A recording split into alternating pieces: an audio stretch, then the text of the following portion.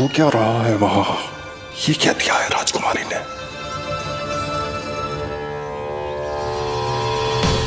गुरुदेव, शीघ्र ही कोई मुहूर्त बता दे तो बड़ी कृपा होगी।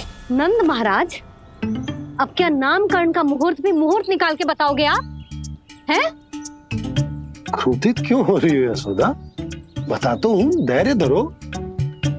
हाथ मुंह धो लिया, जल पी लिया, विश्राम कर लिया, अब कितनी प्रतीक्षा करवाओगे? हैं? मैं सब समझ रही हूँ, आप जानबूझ के मुझे सताने के लिए ना बता रहे।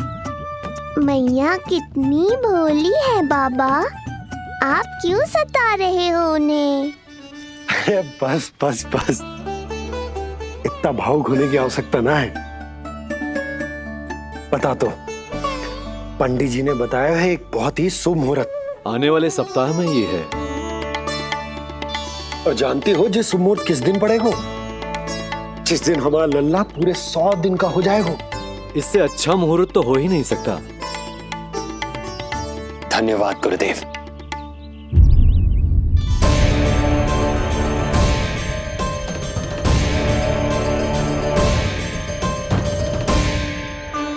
क्या हुआ गुरुदेव?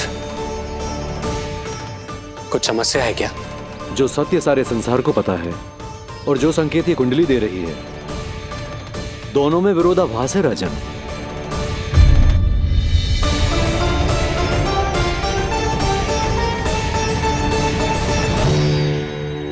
मैंने कहा ना राजन, उसकी चिंता करने की आवश्यकता नहीं है। ये कुंडली मुझसे कह रही है कि आपके भाग्य में केवल पुत्र थे। आपके भाग्य में केवल पुत्र थे, तो पुत्री कैसे हुई? इस कुंडली के अनुसार आपकी दोनों पत्नियों के एक एक पुत्र जीवित हैं।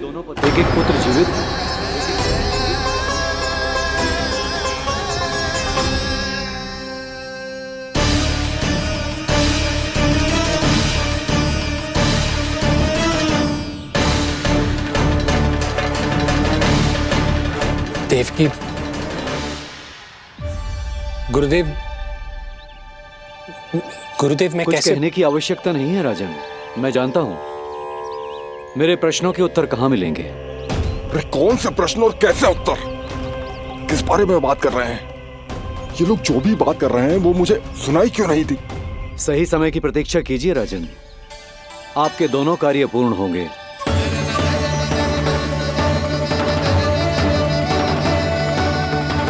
अब आप निश्चिंत होकर जाइए और प्रसन्नता मनाने की तैयारी कीजिए। आपका बहुत बहुत धन्यवाद गुरुदेव। प्रणाम।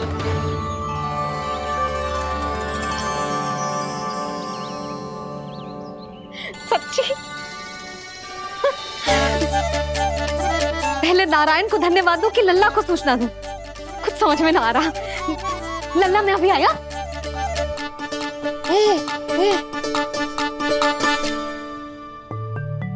आपका बहुत बहुत धन्यवाद नारायण।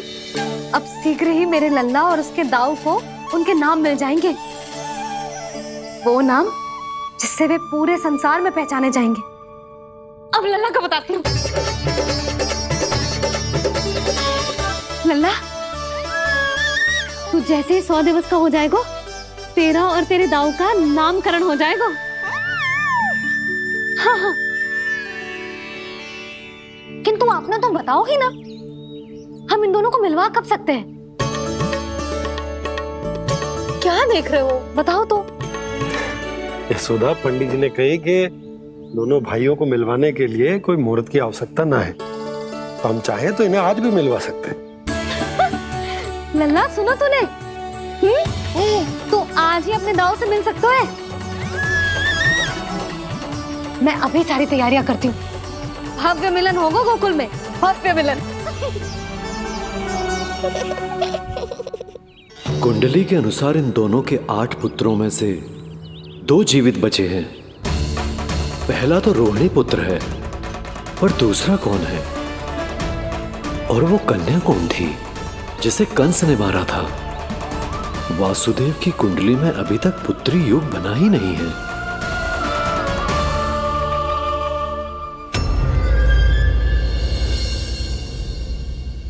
तू संभाल, काल तेरा अवतरित रूप है उसका उपाल।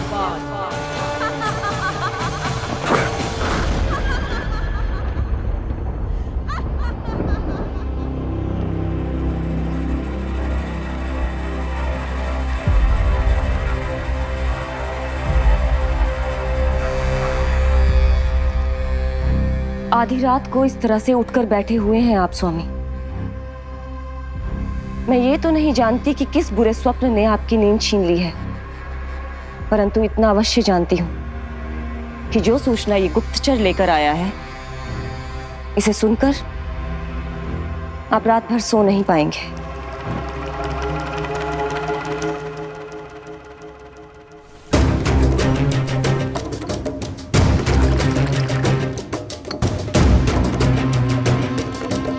क्या सूचना है? महाराज, उत्कच मारा गया, उत्कच मारा गया, उत्कच मारा गया।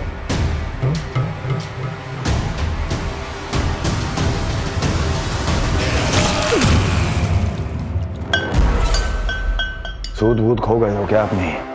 जो दिखता ही नहीं उसे मारा कैसे जा सकता है?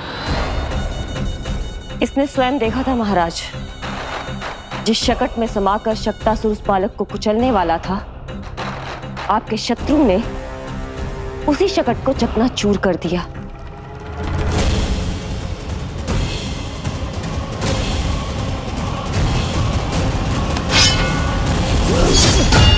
महाराज क्षमा। लगता है आपके सैनिक और तलवार दोनों की धार कुंद पड़ गई है महाराज।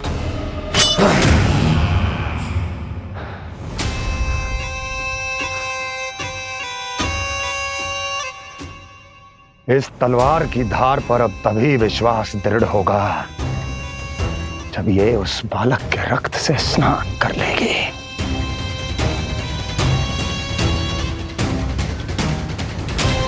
और कैसे? कैसे?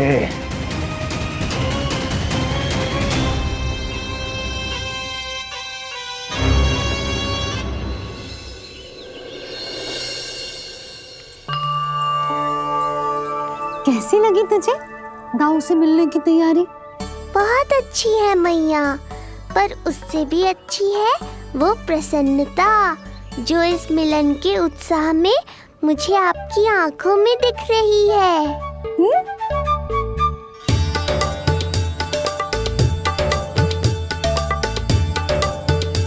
यशोदा, तुमने तो दो भाइयों के मिलन को भी त्योहार बना दिया। हाँ तो जे किसी त्योहार से कम थोड़ी ना है। जे शुभ दिन दोनों भाई के मिलन को पूरा गांव देखेगो। तो फिर अब बड़ी मैया को बुलाओ ना मैया। यशोदा जी, रोहिणी जीजी इतनी प्रतीक्षा क्यों करवा रही है? इतने दिवस से छुपा के रखे हो लल्ला को, अब तो शीघ्रता करनी चाहिए ना, है ना भाभी? प्रतीक्षा अवश्य की है, किंतु फल भी तो मीठा मिलेगा। आती होंगी रोहिणी जीजी।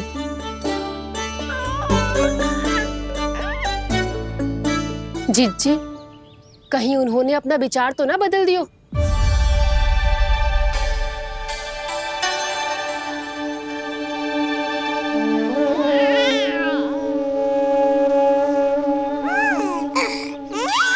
कितनी शीघ्र चिंतित हो जाते हो आप सब। देखो आ रहे हैं वो। लाल छुपा रखने को विवश थी नियति की सताई, भूल के भय माज प्रभु की जग सम्मुख है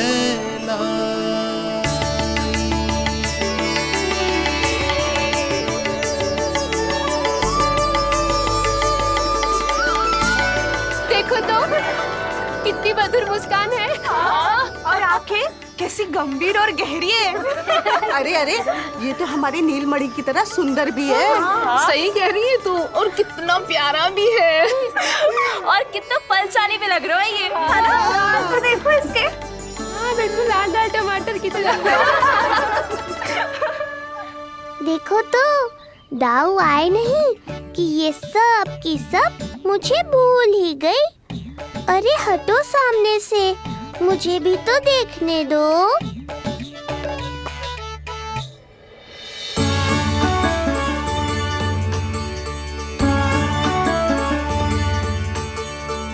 मैया सहायता करो ना।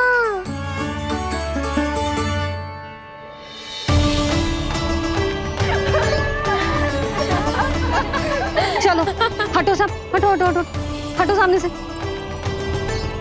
चलो दोनों भाइयों को एक दूसरे से मिलने तो दो।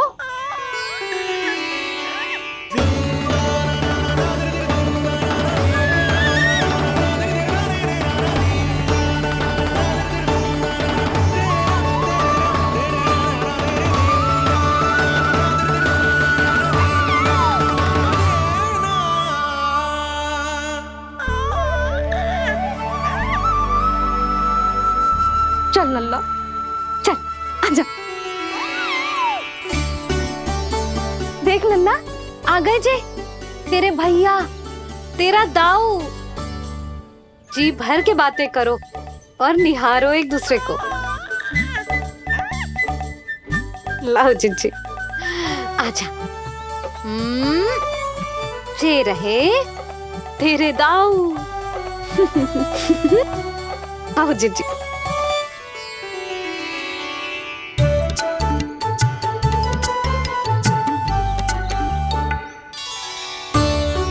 स्वागत है दाऊ। कितनी प्रतीक्षा के बाद अब जाकर आपसे भेंट हुई है।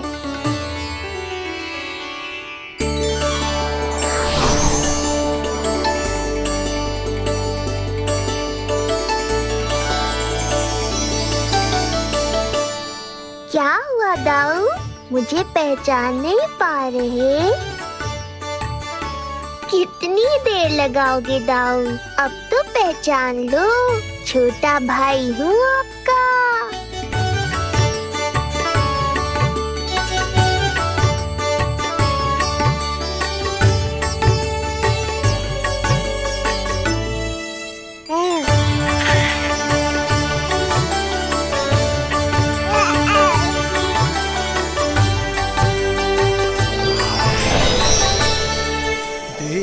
प्रभु को भक्त शेष की आंखें है भर आई,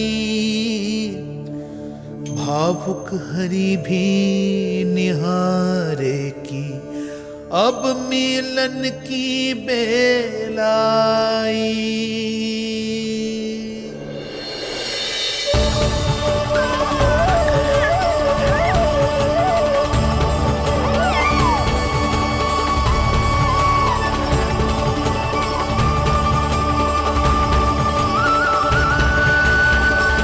प्रभु, आपके दर्शन पाकर मैं धन्य हो गया। प्रभु नहीं, छोटा भाई पुकारो शेष। ये कैसे संभव है? आप नारायण हैं, मेरे प्रभु। ये जानते हुए भी मैं आपसे बड़ा कैसे बन सकता हूँ? हर दुविधा की तरह इसका भी समाधान है शेष।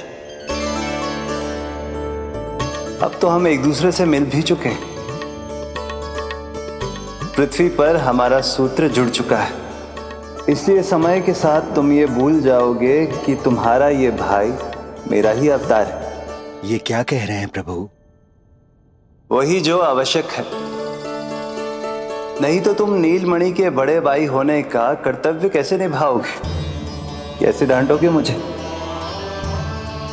और बड़े होने के नाते मुझ पर अधिकार कैसे दिखाओगे? पर प्रभु, पर किंतु परंतु ये सब भूल जाओ शेष। आज से इसी क्षण से मैं हूं तुम्हारा छोटा भाई और तुम मेरे ताऊ। मैं हूं तुम्हारा छोटा भाई और तुम मेरे ताऊ। नारायण नारायण दाऊ। दोनों इतने सुंदर लग रहे हैं, मेरी तो दृष्टि भी ना हट रही इससे। कहीं मेरी ही दृष्टि ना लग जाए। नहीं ये तो प्रतिदिन की कथा है दाऊ। हे नारायण, मेरे कानों से तो अभी से रक्त निकलने लगा। आदत डाल लो दाऊ, अब तो सहना ही पड़ेगा। वो देख रहे हो, सुलक्षणा चाची सबसे अधिक चतुर यही हैं। केवल अधिक चतुर ही नहीं नीलमणि, बहुत अधिक सयानी भी है ये। बिल्कुल सही पहचाना दाऊ, पर आप चिंता मत करो, मैं हूँ ना, मैं संभाल लूंगा इन सबको। देखो तो जिज्जी, इन दोनों की दृष्टि एक दूसरे से ऐसी चिपक गई है कि अब हटने का नाम ही ना ले रही। ये सूचक है उस प्रेम के बंधन का जिसमें ये दोनों भाई आज के बाद सदा के लिए बंध जाएंगे।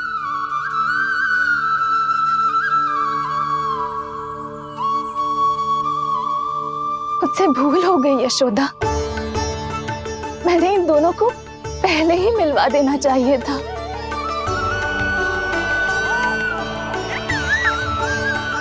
मैं कहती थी ना आपसे।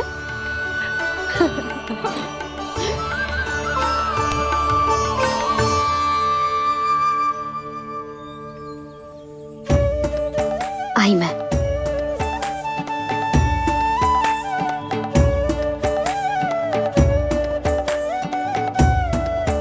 क्या सोच रहे हो ऐसे खड़े खड़े? देख रहा हूं दोनों भाइयों का ये मिलन किसी त्योहार से कम थोड़ी ना। सही कहा था तुमने।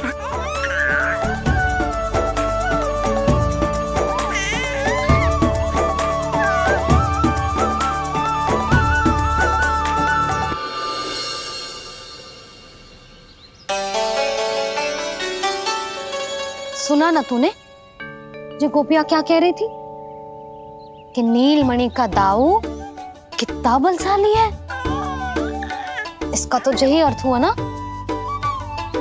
कि नीलमणि अपने दाऊ जितना बलशाली ना है। अब समझा मैया कि आज मुझसे इतना व्यायाम क्यों करवाया जा रहा है। पर मुझे पता है मेरा नीलमणि सबसे अधिक बलशाली है। हाँ। उज्जवल ने कही थी ना, नीलमणि ने यूं उड़ा दिया था काले कौवे को मथुरा की ओर। और उज्जवल ने तो ये भी कही थी कि नीलमणि ने अपने पांव से सकट पे प्रहार भी किया था।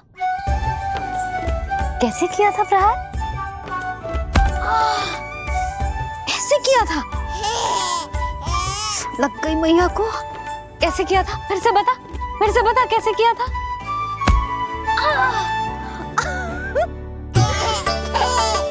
मेरे लल्ला में कितना बल है, मैया को ही धकेल दियो पीछे। अच्छा ही है कि आप उज्जवल के कहे को गंभीरता से नहीं ले रही, नहीं तो आपका ये रूप मैं कैसे देख पाता मैया। फिर से बता कैसे मारा था? कैसे मारा था?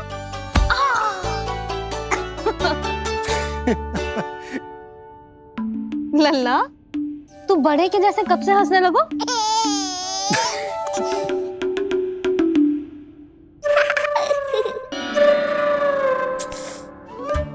आप यहाँ क्या कर रहे हो?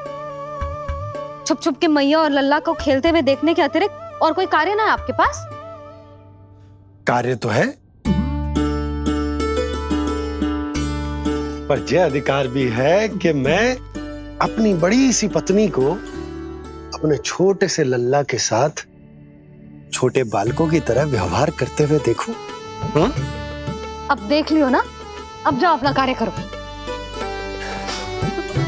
कार्य तो कर लूंगा, परंतु मेरा पेट मुझसे कह रहा है कि इसे भूख लगी। भूख लग गई? भोजन का समय होगा। अभी लगाती हूँ भोजन।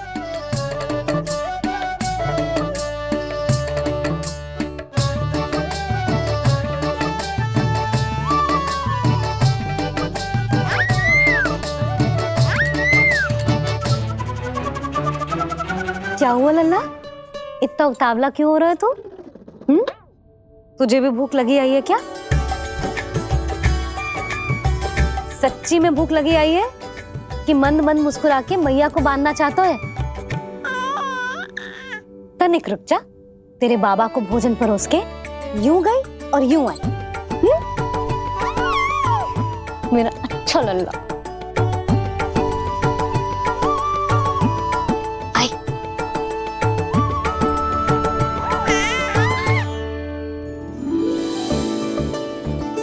आज केवल रोटी है खाने में? ना, दाल है ना, तरकारी भी है, दही है, लड्डू भी है। तो दाल ले आओ। अभी लाई है।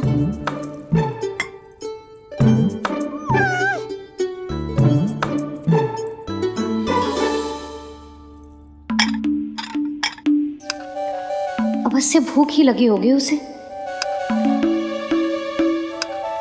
यशोदा, दही नहीं दाल। क्षमा करना, भूल हो गई।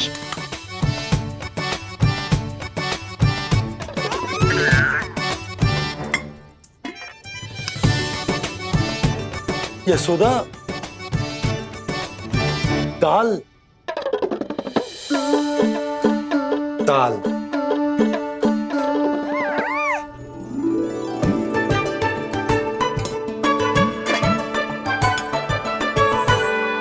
अब ऐसे क्या देख रहे हो?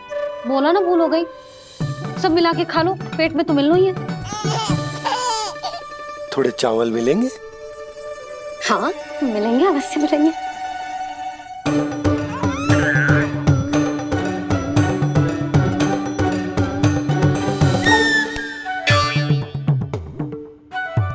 लड्डू नहीं, चावल।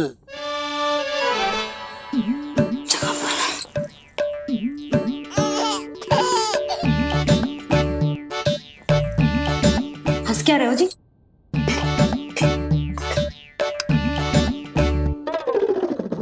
आज व्यायाम भी बहुत कस के करवाओ था मैंने, कहीं अधिक भूख तो ना लगी होगी। सच्ची है यशोदा, बिल्कुल ना बदली तू। पहले रामू की चिंता में व्याकुल रहती थी और अब हम नीलमणि में तुम्हारा मन लगा रहता। हाँ तो लल्ला भूखा हो और मैया का मन व्याकुल भी ना हो, ऐसा हो सकता है भला? अरे तो दूध पिला दो ना उसको। जाऊं? शीघ्र जाओ।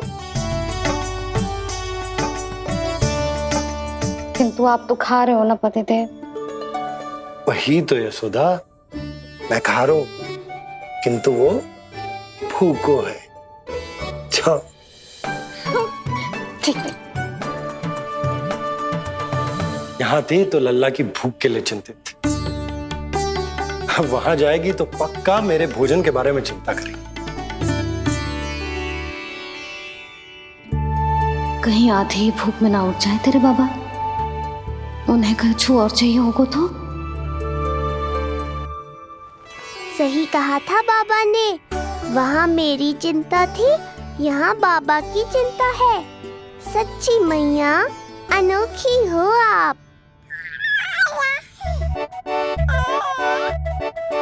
अरे इतने से पेट भर गया तेरा? ना, ये वाली मुस्कुराहट तो मत ही दिखा मुझे।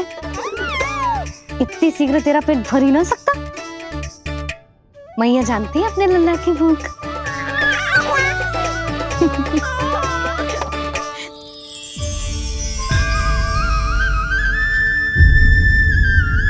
ये क्या है? लल्ला, ये क्या था तेरे मुंह में? दिखा दिखा।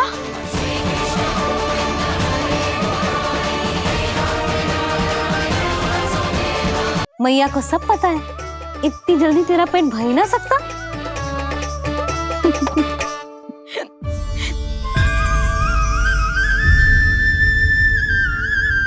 ये क्या है? लल्ला, ये क्या था तेरे मुंह में? दिखा। ओहो, मैं तो भूल ही गया था कि मेरे भीतर ही तो सारी सृष्टि समाई हुई है। मैया ने उसकी झलक देख ली। अब क्या होगा? क्या हुआ यशोदा? सुनो जी, जी हमारे लल्ला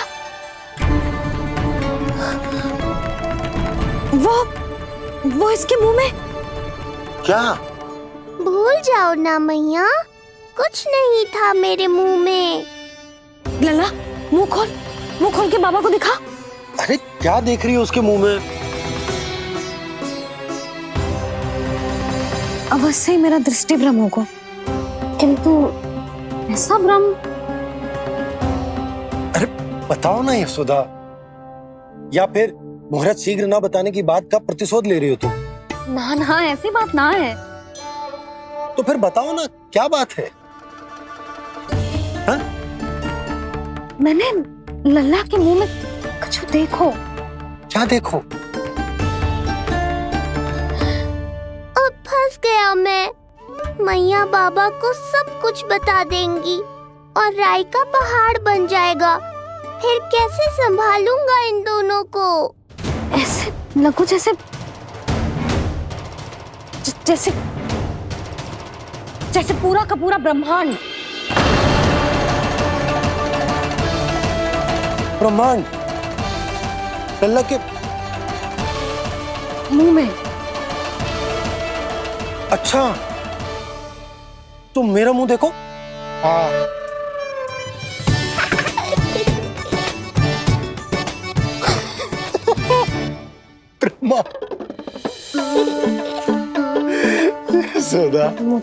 मुझे पता था आप मेरा उपहास उड़ाओगे। अरे नहीं, तुम देखो तो सही।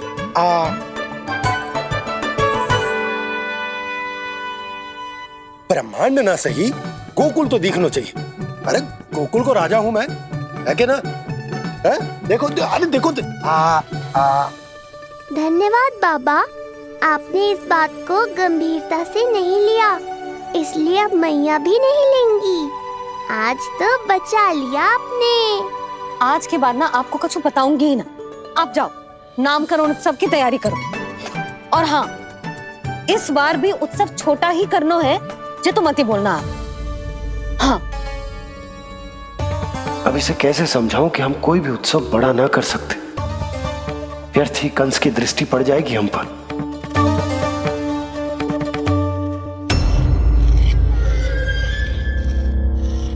लगता है आपके सैनिक और तलवार दोनों की धार कुंद पड़ गई है महाराज। महाराज, मुझे भय था कि कहीं ऋषि गर्ग मुझे श्राप ना दे दे।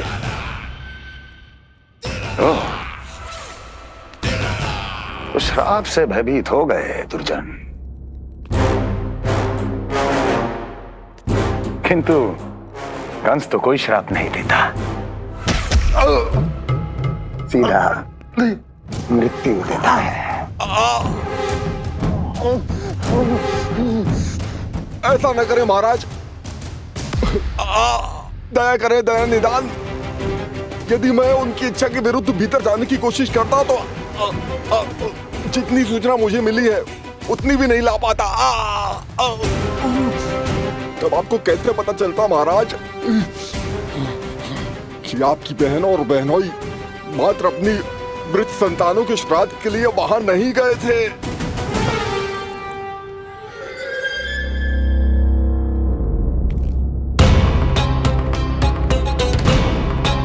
आगे बोलो। पूरी तरह तो नहीं सुन पाया महाराज, किंतु मैंने स्वयं अपने नेत्रों से देखा है महाराज। राजकुमारी देवकी ने ऋषि गर्ग के हाथ में कुछ दिया था। ये सत्य है महाराज, और ऋषि गर्ग ने उन दोनों को वचन भी दिया था। सही समय की प्रतीक्षा कीजिए राजन, आपके दोनों कार्य पूर्ण होंगे। महाराज, मैं आपका सबसे विश्वसनीय सेवक हूं। आपके हर आदेश का पालन करना मेरा अधिकार है, और मैंने अपने अधिकारों का पालन किया भी है महाराज। किंतु फिर भी यदि मेरी ओर से कोई भूल हुई हो, मुझे क्षमा करे दया निदान, मुझे क्षमा करे। इसका अर्थ है कि उत्कल पंकज सही कह रहा था। वो दोनों अवश्य ही कोई ना कोई षड्यंत्र रच रहे हैं मेरे विरुद्ध। समय आ गया है, अब मुझे किसी ऐसे की खोज करनी होगी जो उतना ही शक्तिशाली हो जितनी की मेरी ये तलवार।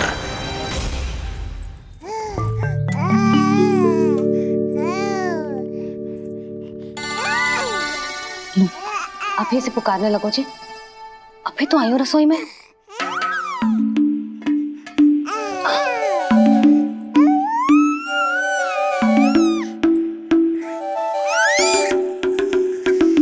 शीघ्र ही तुझे भी अपने बाबा का हाथ बटाना पड़ेगा, समझ रहे हो ना? बटाएगो ना हाथ? अभी जे 100 दिन का भी ना हो और जे इस नन्हे से बालक को काम काज का भार सौंपने की बात करने लगे। काम का नाम सुनते ही मुख से स्वर ना निकल रहे तेरे? अभी तो बड़ा ऊ कर रहा था। बता, हाथ बटाएगो के ना? अरे बता ना।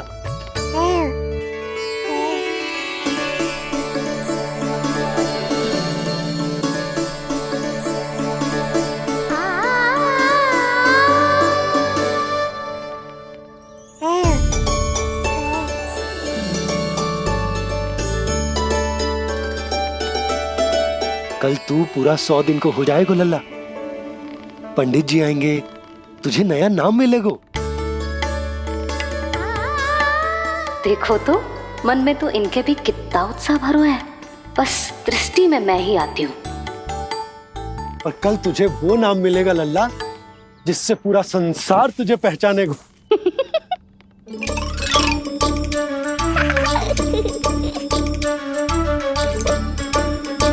अब लल्ला, कितना कार्य शेष है और तूने मुझे बातों में लगा लियो। मुझे क्यों फंसा रहे हो बाबा? छुपाने की कोई आवश्यकता ना है। जितनी उत्साहित मैं हूँ उतने ही उत्साहित आप भी हो इसके नामकरण को लेके, पता है मुझे। लल्ला के नामकरण पे उसके बाबा उत्साहित ना होंगे? बिल्कुल होंगे, इसीलिए तो कह रही हूँ अपना उत्साह बांटो अपने लल्ला के साथ। मैं अभी आई। अच्छा, ऐसे तो तुम लल्ला को छोड़ के कहीं ना जाती। अभी कहाँ चली? रोहिणी जिज्जी के पास, और कहाँ। लल्ला और उसके दाऊ के नामकरण की तैयारी करनी है कि ना? कितने लोगों को आमंत्रित करना है, कितने प्रकार की मिठाइयां बनानी है, ढोल वाले को कितने बजे का समय देना है, ये सब सुनिश्चित करना है ना, ताकि ये उत्सव गोकुल का सबसे बड़ा उत्सव हो। अरे सूची देनी है जिज्जी को।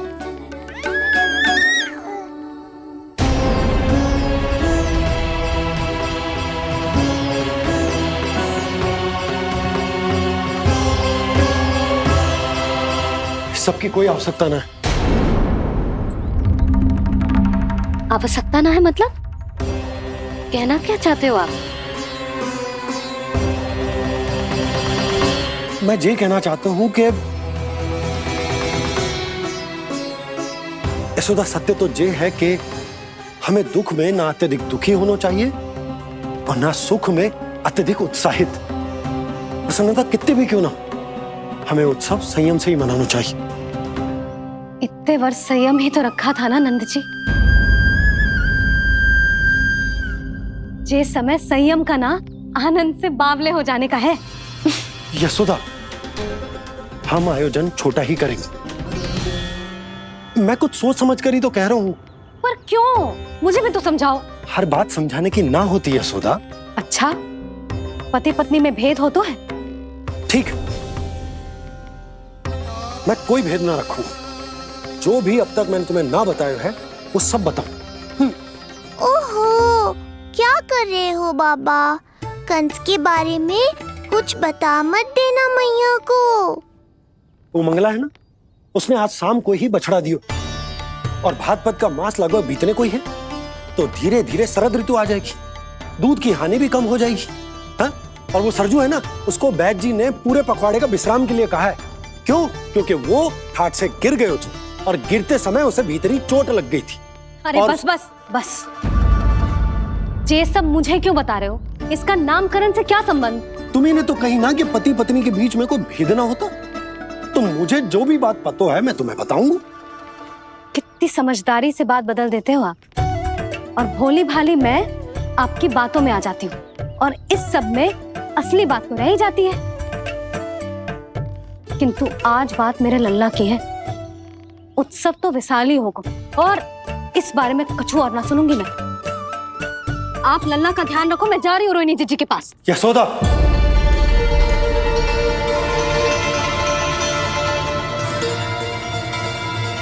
बात केवल सुनने की ना होती, उसे समझना भी पड़ता है।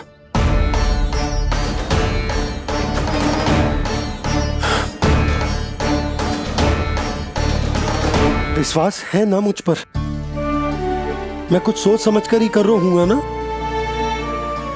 उत्सव तो छोटा ही होगा।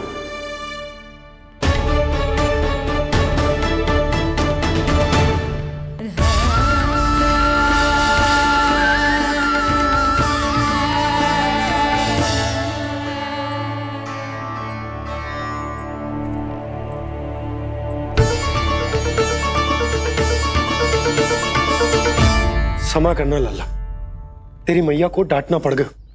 आपको मेरी सुरक्षा की चिंता है बाबा, समझता हूँ मैं, इसलिए आपने ये निर्णय लिया है। समझ में नहीं आता कब कौन सा निर्णय क्यों लेते हैं आप? यदि कंस को समझना इतना आसान होता तो कंस नहीं होता। ये नया सिंहासन उसके लिए है जो मेरा विश्वास पात्र बनेगा। मेरे दाहिने हाथ की तरह मेरे मन के सबसे निकट होगा वो। मंत्री परिषद में विशेष स्थान की प्राप्ति होगी। मेरे बाद पूरे राज्य के लिए उसी का वचन होगा। शासन। किंतु ये अधिकार केवल उसे प्राप्त होगा जो मेरी परीक्षा में उत्तीर्ण होगा। मेरा सबसे महत्वपूर्ण कार्य करेगा वो। इसलिए जाओ, कह दो सभी बाहुबलियों को, महाबलियों को, दैत्यों को, दानवों को, प्रेतों को, पिशाचों को, सभी को ये सूचना दे दो। ना ना ना ना, सूचना नहीं, चुनौती दो कि यदि साहस है तो आए, मेरी परीक्षा में उत्तीर्ण हो और इस सिंहासन पर बैठने का अधिकार प्राप्त कर ले। जाओ। और हां,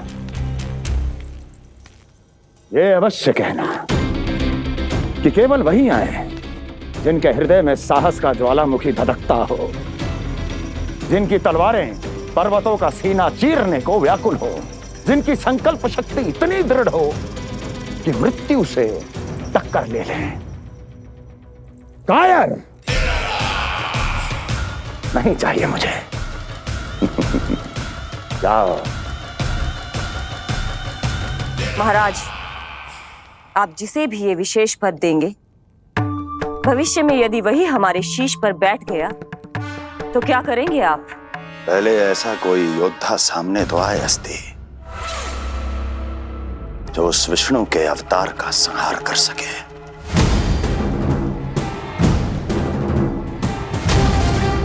और जहां तक प्रश्न है हमारे शीश पर बैठने का,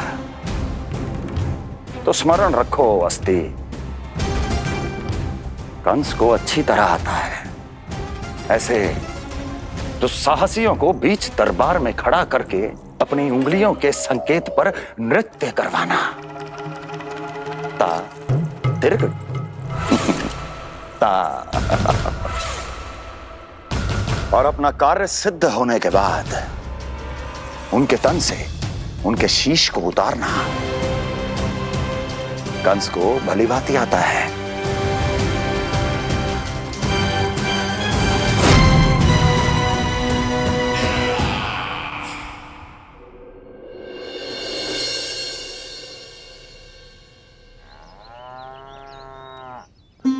सूरज 100 दिन का होगा हुआ है तो लल्ला, कम से कम 100 व्यक्ति तो आने चाहिए थे ना तेरे और तेरे दाऊ के नामकरण में। हाँ, अब तुम मुस्कुरा क्या रहो है? आप हमारे भी लल्ला का नामकरण कर दो ना। पुत्री, ये क्या कह रही हो तुम? विनती कर रही हूँ, और मेरी जे आग्रह अस्वीकार मत ही करो। आप दोनों भाइयों का नामकरण एक साथ हो जाएगा।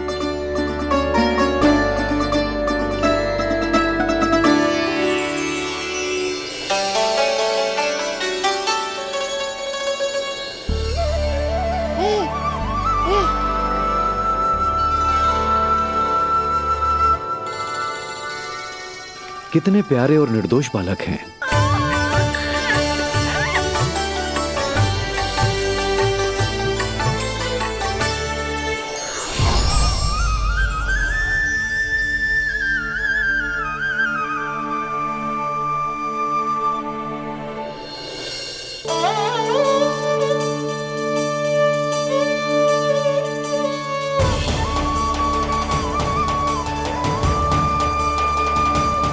इन दोनों को देखकर गुरुदेव की आंखों में आंसू क्यों आ गए?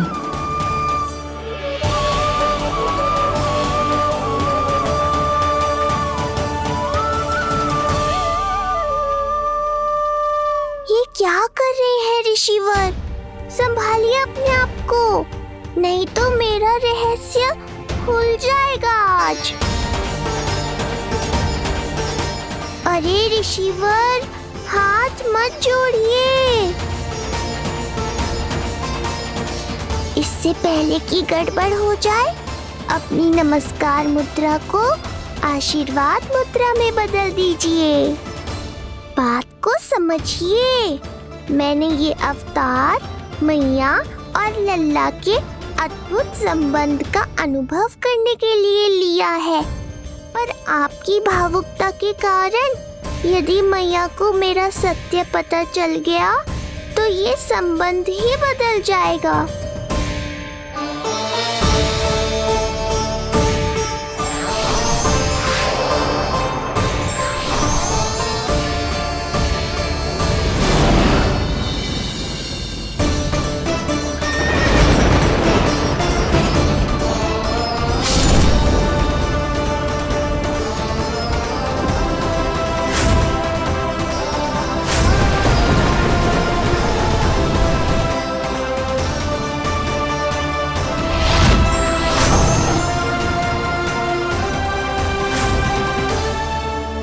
अब आप सब कुछ जान चुके हैं ऋषिवर, इसलिए अब मेरे सामने हाथ जोड़कर मेरे सत्य को उजागर मत कीजिए। अपने शिष्य वसुदेव के पुत्र के रूप में मुझे आशीर्वाद दीजिए।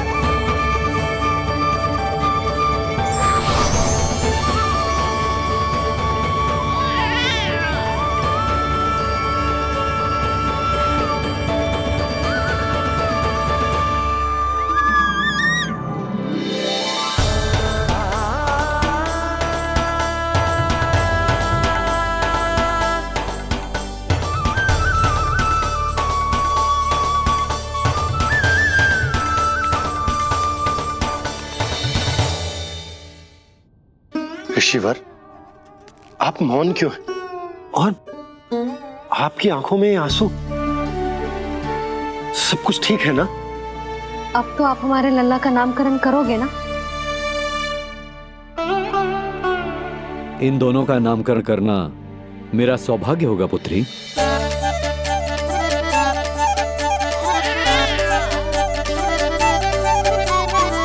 परंतु ये गोपनीय रूप से करना होगा।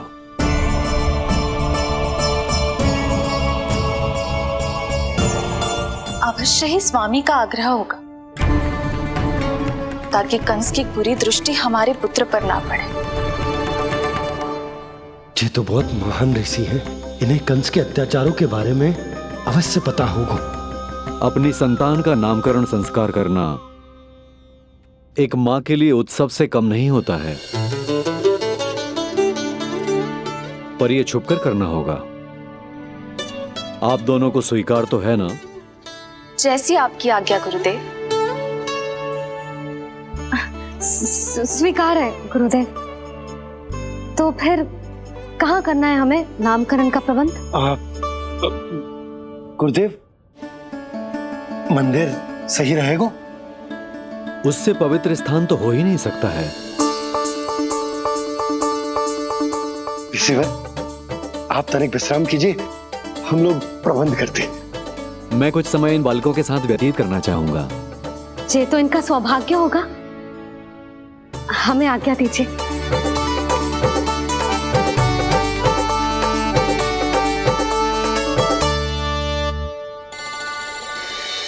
प्रभु, स्वयं भगवान होकर भी आपको बंदी गृह में जन्म लेना पड़ा। अब अपनी मां को छोड़कर दूसरी मां के यहां पलना पड़ रहा है। जब से गोकुल आए हैं छुप छुप कर रहना पड़ रहा है। इतनी नन्ही सी अवस्था में दुष्ट कंस के कितने ही आक्रमणों का सामना कर चुके हैं आप। और जिस उत्सव में सभी सप्तऋषियों और सभी देवी देवताओं को साक्षी बनकर आना चाहिए, उस नामकरण उत्सव को यहां एकांत में करना पड़ रहा है। क्यों प्रभु, इतने कष्टों को सहकर ये अवतार क्यों लिया है आपने? दुष्टों का नाश करने के लिए, धर्म की स्थापना करने के लिए और सबसे अधिक मैया की ममता का अनुभव करने के लिए।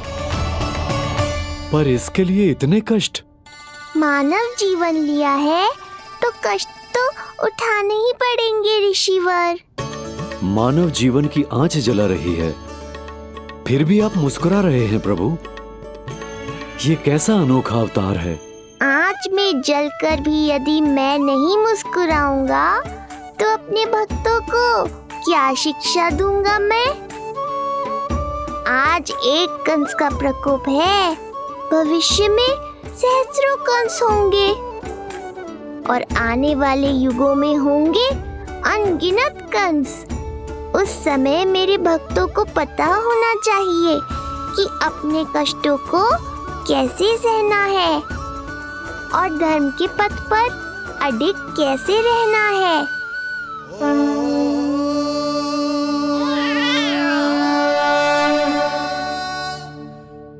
आप धन्य हैं प्रभु। देखा अस्ति, जब सिंह दहाड़ता है तो वन के सभी जीव जंतु इकट्ठे हो ही जाते हैं। वो सब जो मेरा विश्वास पात्र होने का अधिकार और ये सिंहासन पाना चाहते हैं, सामने आए। बुद्धि के बिना बल अपंग होता है महाराज, और मेरे पास बुद्धि और बल दोनों हैं। आप केवल आदेश दीजिए किसका संहार करना है।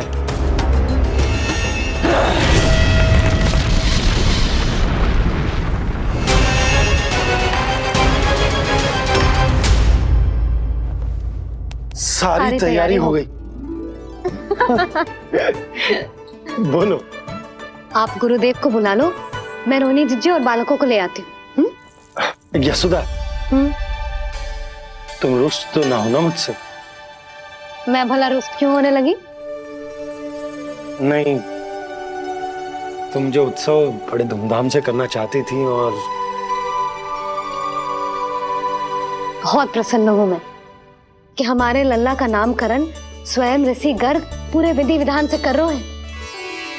मैं समझ गई, उत्सव बड़ा हो या ना हो, प्रसन्नता बड़ी होनी चाहिए। अरे मैं तो इतनी उत्साहित हूँ कि दोनों भाइयों का नामकरण आज के शुभ मुहूर्त पे हो रहा है। तो इससे पहले जो बीत जाए, जाओ। आप भी बुला लो।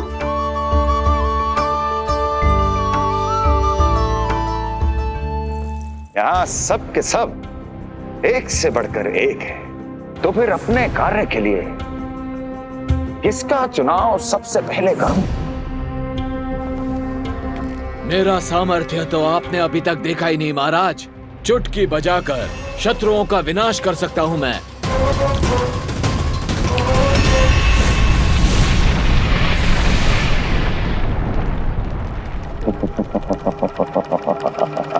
वाह, किंतु आपने तो बताया ही नहीं कि करना क्या है।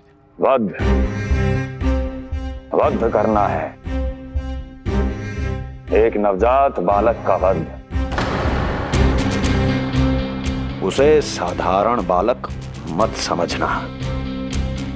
गोकुल में नंद के घर पल रहा वो बालक विष्णु का अवतार है।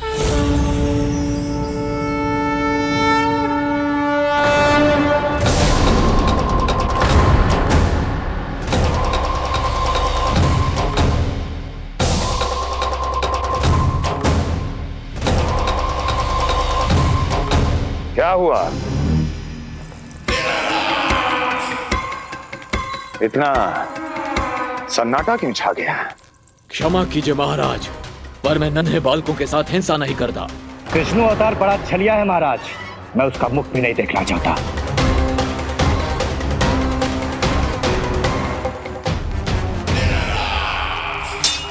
जाने दो इन्हें। वैसे भी इस सिंहासन के लिए मुझे कायरों की कोई आवश्यकता नहीं। जाने दो।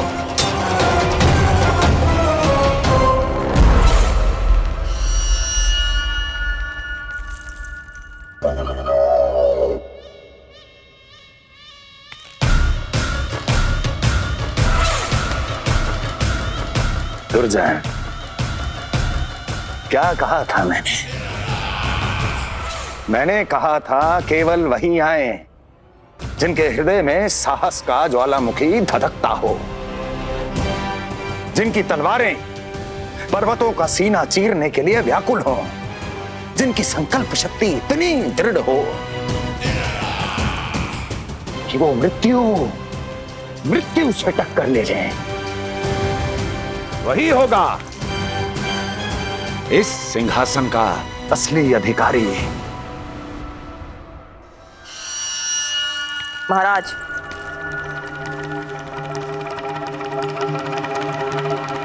ना तो आपके दिए इस सम्मान का कोई मूल्य रह गया है और ना ही आपके भय का। अभी आपने ही कहा था ना कि जब वन में कोई सिंह दहाड़ता है तो उस वन के सभी जीव जंतु एक जगह एकत्रित हो जाते हैं, परंतु उसी वन में जब कोई बब्बर सिंह दहाड़ता है तो वही जीव जंतु भय के मारे इधर उधर भागने लगते हैं। निश्चित ही वो बालक इन सब के लिए बब्बर सिंह बन चुका है। उसका भय हमारे साम्राज्य की नींव हिला रहा है महाराज।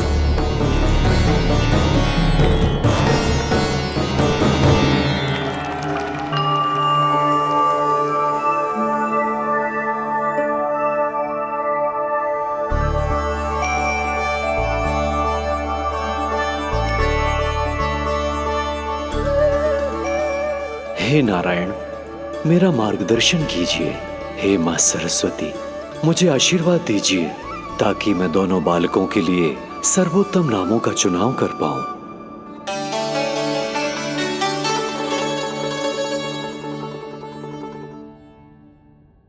आपके पुत्र को बड़े भाई के कर्तव्य का निर्वाह करना है और इस दायित्व को प्रभु श्री राम से अच्छा किसने निभाया है? जैसा अटूट संबंध उनका अपने भाइयों के साथ था, मैं श्री नारायण से प्रार्थना करता हूं कि वैसा ही प्रेमपूर्ण संबंध इसका भी अपने छोटे भाई के साथ हो।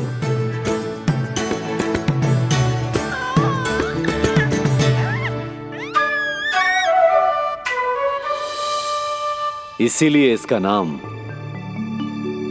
राम हो, इसीलिए इसका नाम राम, इसीलिए इसका नाम राम।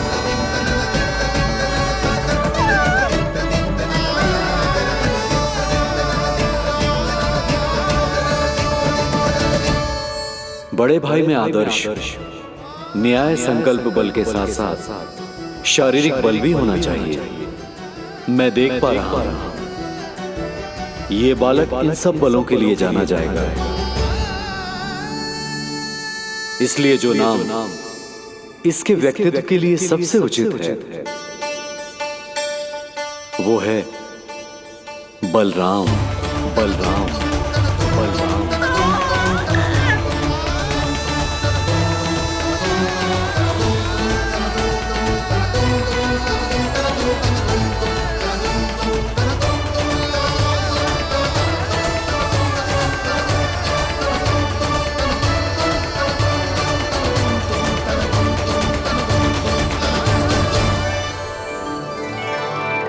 बलराम।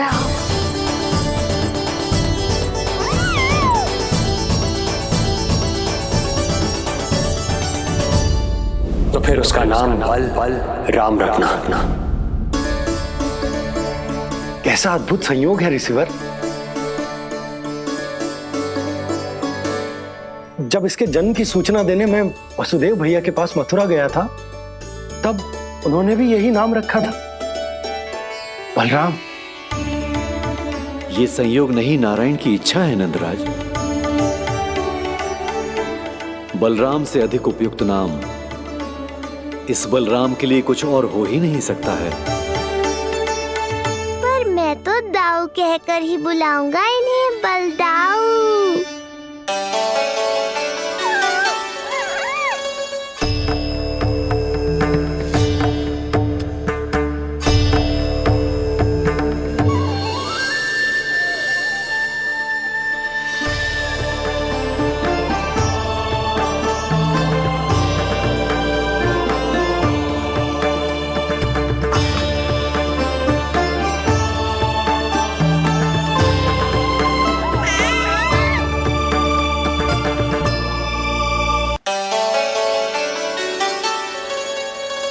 सुना पुत्र, आज से तुम्हारा नाम होगा बलराम। बलराम बलराम।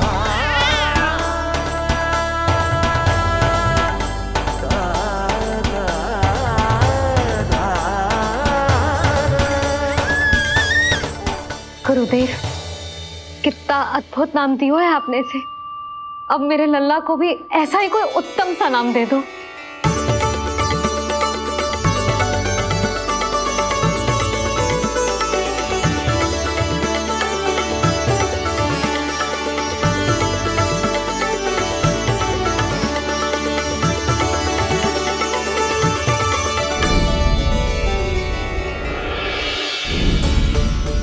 ये कठिन दायित्व आपने ही मुझे सौंपा है प्रभु। इसे निभाने की क्षमता भी आप ही दीजिए।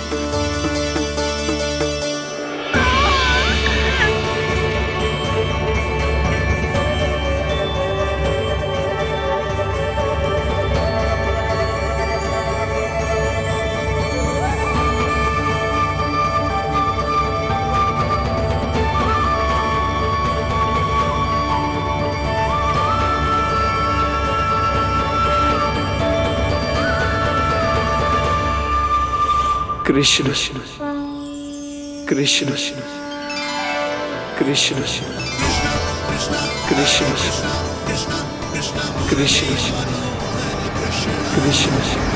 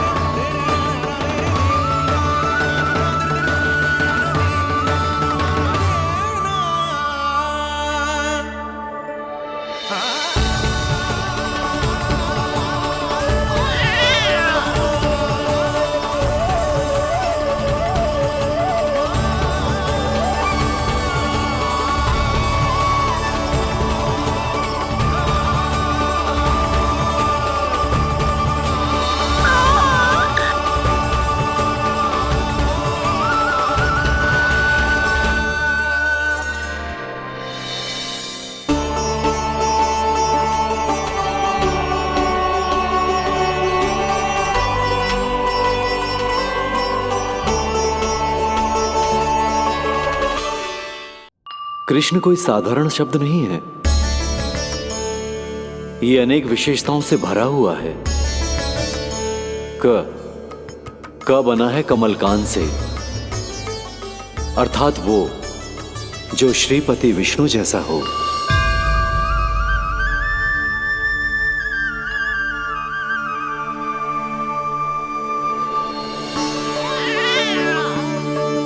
री की उत्पत्ति हुई है श्री राम से, अर्थात वो जो सबके हृदय में बस जाए।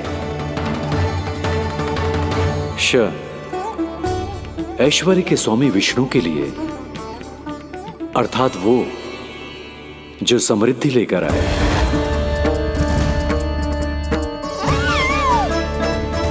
और ना है नरसिंह के लिए, अर्थात वो जो रक्षा करे।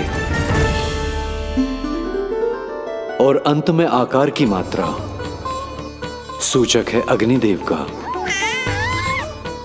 अर्थात वो जो स्वयं तप कर सबको पवित्र कर दे।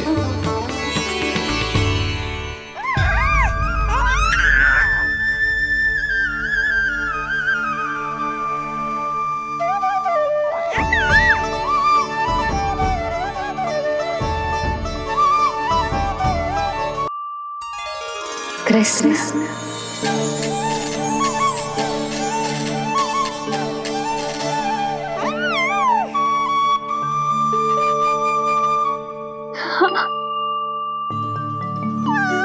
और जो मानवता के शत्रु हैं, उनके जीवन में ये नाम अशांति, असुरक्षा, भय उत्पन्न करेगा। पर सात्विक प्रवृत्ति के व्यक्तियों के लिए ये नाम शांति, संतोष और सुख का सूचक होगा।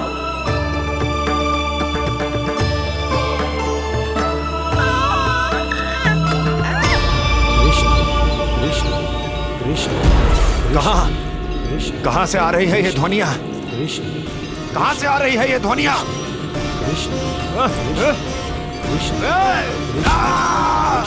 स्वामी, महाराज!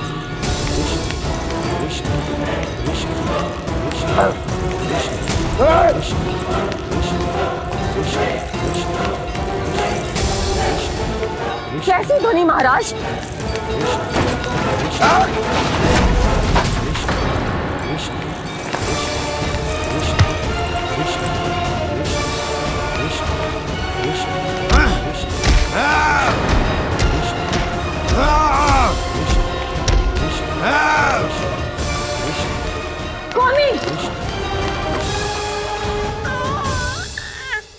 कृष्ण,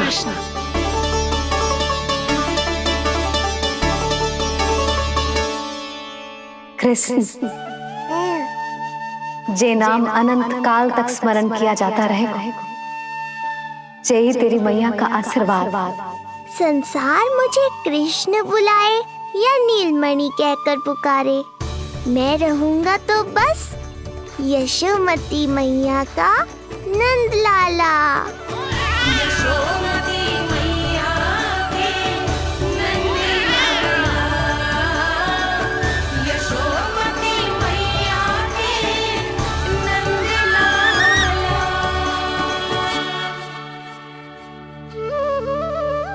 गुरुदेव, आपने मेरे लल्ला को इतना प्यारा नाम दिया है, उसके लिए आपका बहुत बहुत धन्यवाद। एक बार गोपियों को पता चलेगा तो देखना कैसे रटने लगेंगी मेरे लल्ला का नाम। इससे पहले कि आप सब बाहर जाकर किसी और को बताएं, एक कर्मकांड शेष है। नामकरण के बाद पिता को आशीर्वाद के रूप में कुछ न कुछ उपहार बालक को अवश्य देना चाहिए।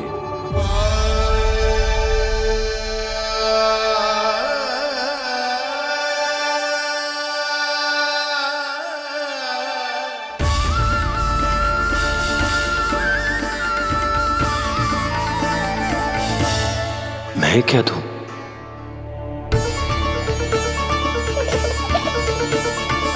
वासुदेव मेरे शिष्य हैं और उनकी अनुपस्थिति में यह दायित्व मैं निभाऊंगा।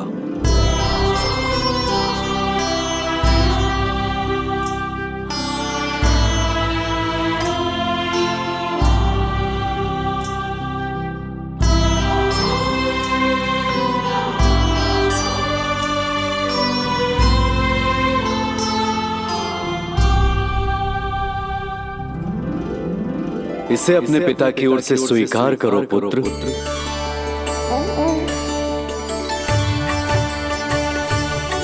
कल्याण हो।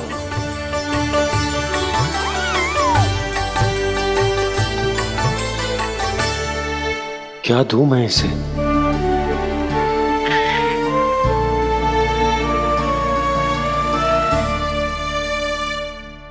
आप सोच क्या रहे हो? आशीर्वाद दो ना अपने कृष्ण को। अच्छा, सोच रहा हूं कि लल्ला को क्या दूं?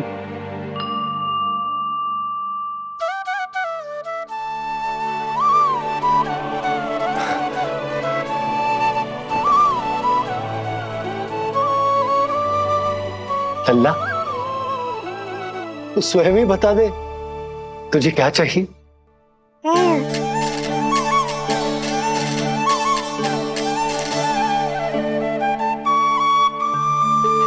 देखो जी, लल्ला ने ही आपकी उलझन समाप्त कर दी।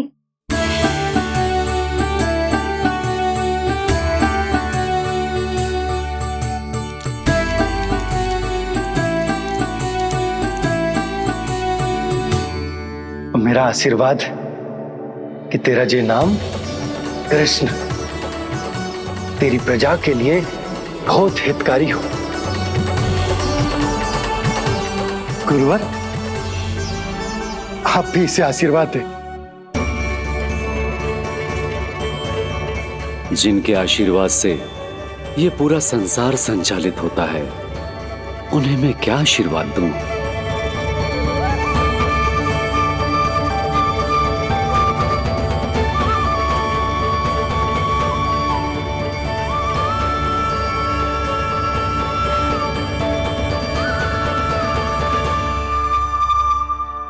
आपने तो मुझे मेरा नाम दिया है ऋषिवर। ये तो मेरा सौभाग्य था प्रभु कि आपने इस कार्य के लिए मुझे चुना। पर आपका कार्य अभी समाप्त नहीं हुआ ऋषिवर। एक विनती और है मेरी। आज्ञा दीजिए प्रभु, क्या करना होगा मुझे? बाबा को मेरी वास्तविक पहचान बतानी होगी आपको, और इन्हें इस बात के लिए मनाना होगा कि ये मैया को कभी भी मेरा सत्य पता ना चलने दे। पर प्रभु, मैं ये कैसे कर पाऊंगा? आप ही कर पाएंगे ऋषिवर, क्योंकि अब आप इस कृष्ण अवतार के मुख्य उद्देश्य को जानते हैं। बंद करो, बंद करो ये ध्वनिया। कौन सी ध्वनिया? ये ध्वनिया बंद करो, बंद करो। क्या सुनाई दे रहा है आप? ये शब्द जो मेरे कानों में गूंज रहा है। भारत, भारत समझिए। रुक जाइए। मुझे मारा।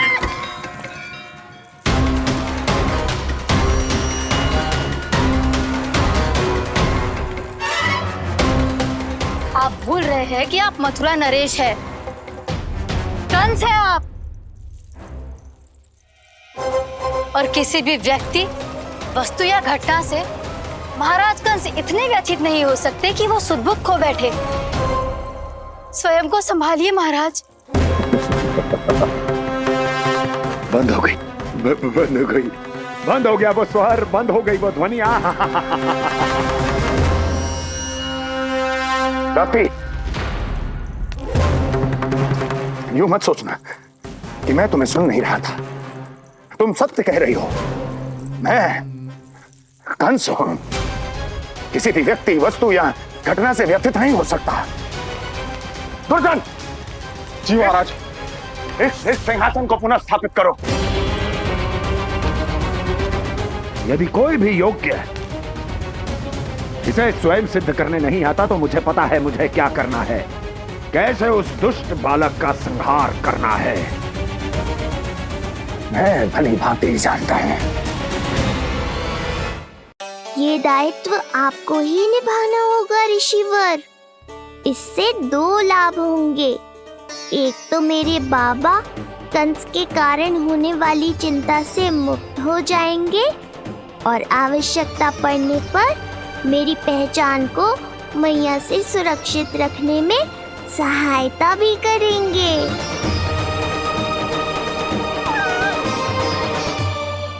नंदराज, अब बलराम और कृष्ण दोनों को भूख लग गई होगी।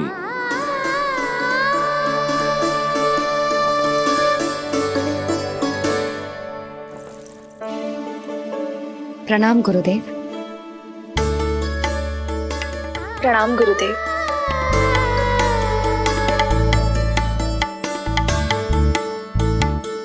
गुरुदेव, अब आप भी विश्राम कर लीजिए। नहीं नंदराज, मुझे शीघ्र ही मथुरा पहुंचना है। राजा वासुदेव और रानी देवकी मेरी प्रतीक्षा कर रहे होंगे। पर इससे पहले कि मैं जाऊं, मुझे आपको कुछ बताना है।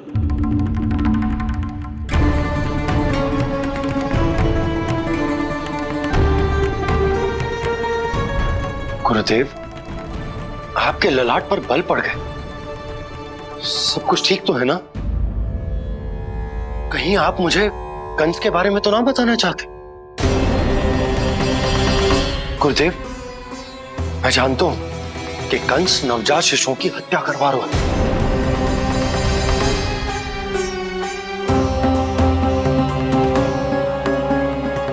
कंस नहीं, कृष्ण के बारे में कुछ कहना है मुझे।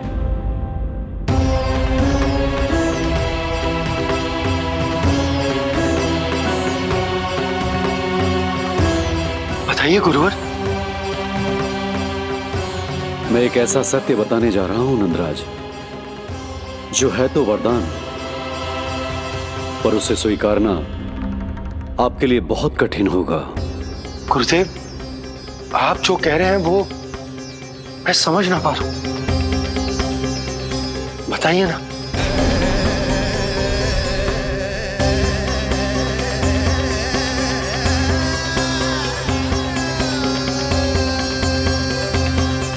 बताइए ना गुरुवर।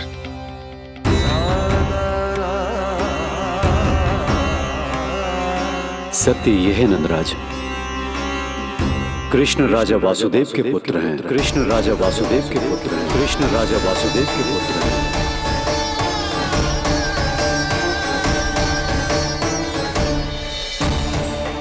और वो कोई साधारण बालक नहीं है, स्वयं श्री हरि विष्णु के अवतार हैं। और वो कोई साधारण बालक नहीं है, स्वयं श्री हरि विष्णु के अवतार हैं।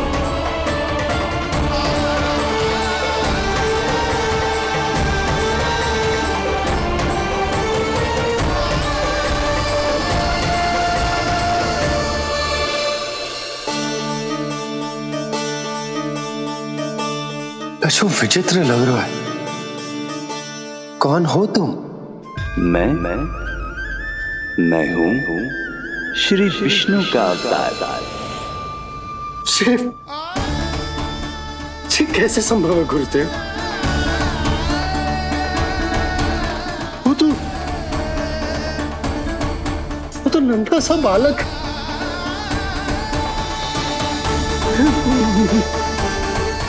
वो श्री नारायण का अवतार कैसे हो सकता है? और गुरुदेव, आप ये सोच भी कैसे सकते हैं कि वो मेरा लल्ला वसुदेव भैया का पुत्र है?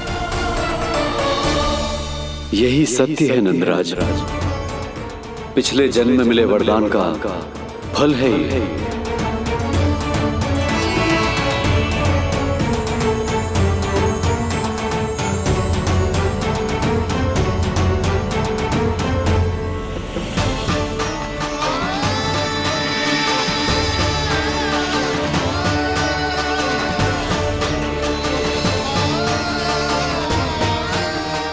मैं आपकी संतान के रूप में अवश्य आऊंगा, किंतु उसके लिए आपको मेरे अगले अवतार के बाद एक और अवतार की प्रतीक्षा करनी होगी। क्योंकि अगले जन्म के लिए मैं पहले ही ये वरदान माता देवकी को दे चुका हूं। इस समय मैं विवश हूं। किंतु मैं आपको वचन देता हूं, आपकी संतान बनकर अवश्य आऊंगा। प्रभु, श्री हरि को अपने सामने देखकर मेरी व्याकुलता का बांध टूट गया है। 2 जन्म बहुत बड़ा समय होता है स्वामी। अपने पुत्र के रूप में हरि को गोद में खिलाने के लिए अब मैं और 2 जन्मों तक प्रतीक्षा नहीं कर सकती। धरा!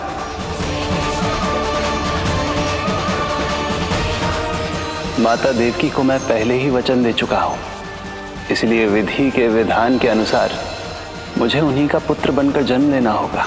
किंतु आपकी आतुरता का अनुभव करने के बाद अब मैं भी आपका स्नेह पाने से स्वयं को और वंचित नहीं रख सकता। ये जो भी हो रहा है प्रभु की ही लीला है।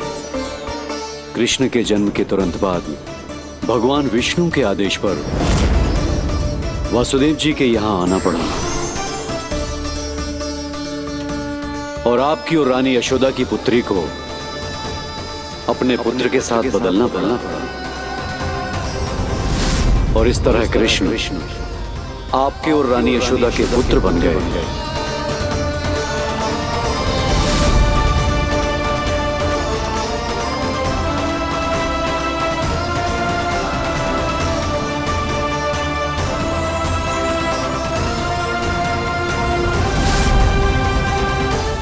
आपने सही कही थी गुरुदेव, जिस सुनने में तो वरदान ही लगता, पर इसे स्वीकार करना उतना ही कठिन। जब यशोदा को इस बात का पता चलेगा तो उसे कैसा लगेगा?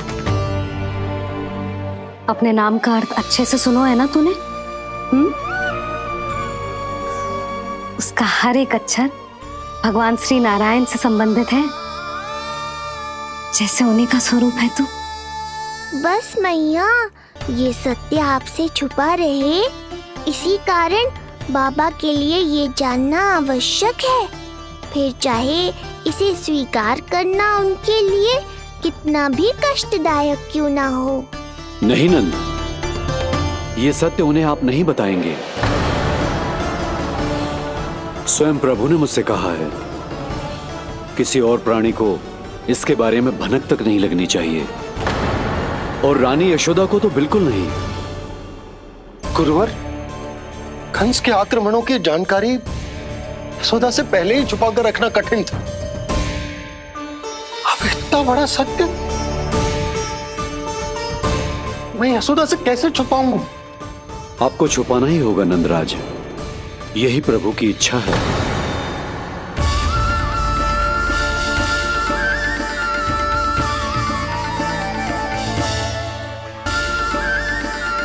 पर क्यों गुरुवर? ताकि नारायण अपनी मैया की ममता का अनुभव कर पाए। यही तो उनके अवतार का मुख्य उद्देश्य है। मुख्य उद्देश्य? हाँ नंदराज, नर नारायण के अवतार में अपनी तपस्या करते समय प्रभु ने जो अनुभव किया था, उसके कारण ममता के सुख का अनुभव करने के लिए प्रभु व्याकुल हो उठे थे। ऐसा क्या हुआ था, मुझे भी बताइए। हो सकता है ये बात इस सत्य को स्वीकार करने में मेरी सहायता करे। बहुत समय पहले की बात है, अनेक देवी देवता परम प्रभु विष्णु के पास बैकुंठ गए थे। वहां प्रभु की आंखों में आंसू देखकर वो सभी स्तब्ध रह गए।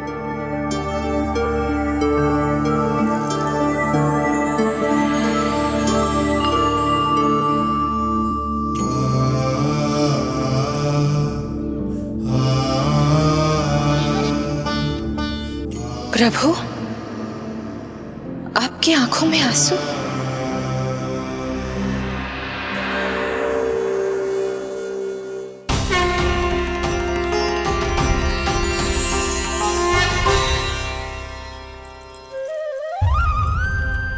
चिंता मत कीजिए, आप सब तो जानते हैं हिरण्यकश्यप को मारने के लिए मैंने नरसिंह अर्थात आधे मानव और आधे सिंह के रूप में अवतार लिया था।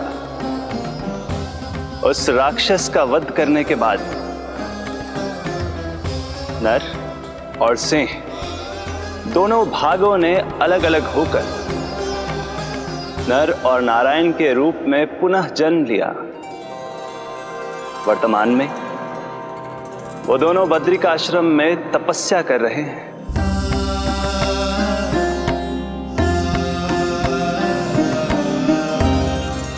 आज उन दोनों ने कुछ ऐसा देखा जिसने मुझे भी भावुक कर दिया।